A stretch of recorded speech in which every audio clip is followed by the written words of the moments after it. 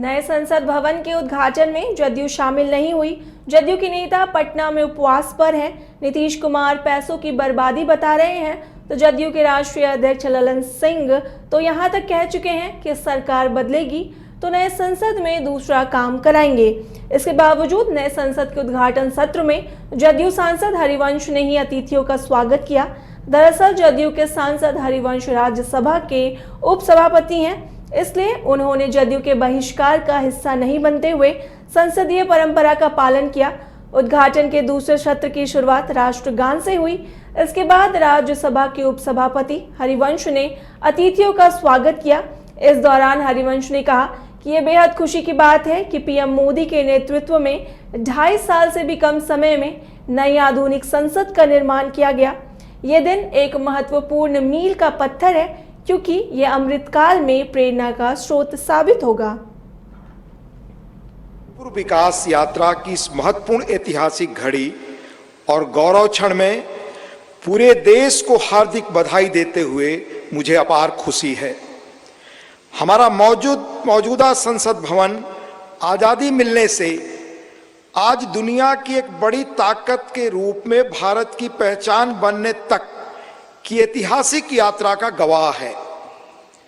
मुझे पूरा यकीन है कि इस अमृतकाल के दौर में बना नया संसद भवन आगे भी हमारी तेज प्रगति का साक्षी रहेगा।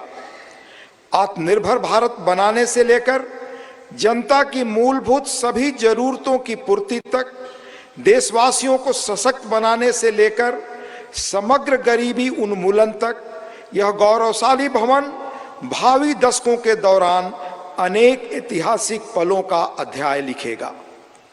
नई संसद हमारी शाश्वत धाराओं का प्रतीक है।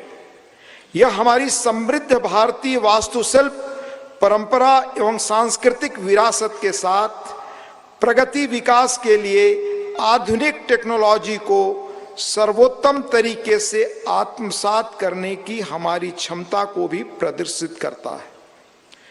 वैश्विक कोविड महामारी से उत्पन्न चुनौतियां हमारे कर्मठ व प्रतिबद्ध श्रम शक्ति के अटल संकल्प को रोकने में विफल रहीं। यह भव्य देशज नई संसद गुलामी की मानसिकता से मुक्ति के हमारे राष्ट्रीय संकल्प का भी प्रतीक है। मुझे बेहद खुशी है कि हमारी संसद का नया भवन भारतीय मूल्यों संस्कारों का प्रकाश स्तंभ है। इसमें हमारे मुल्क की विविधता, देश के हर कोने से लाई गई कलाकृतियां व मूर्तियां हैं, जो भारतीय कला तथा संस्कृति की श्रेष्ठतम प्रदर्शनी के रूप में इसकी भव्यता में 4 चांद लगाती हैं। संसद को लोकतंत्र का मंदिर कहा जाता है। यह वर्तमान और भावी पीढ़ियों की आकांक्षाओं, हसरतों की सुचारू पूर्ति सुनिश्चित करने के साथ ही सनातन परंपराओं तथा श्रेष्ठ लोकतांत्रिक मानकों के संरक्षक के रूप में भी काम करता है।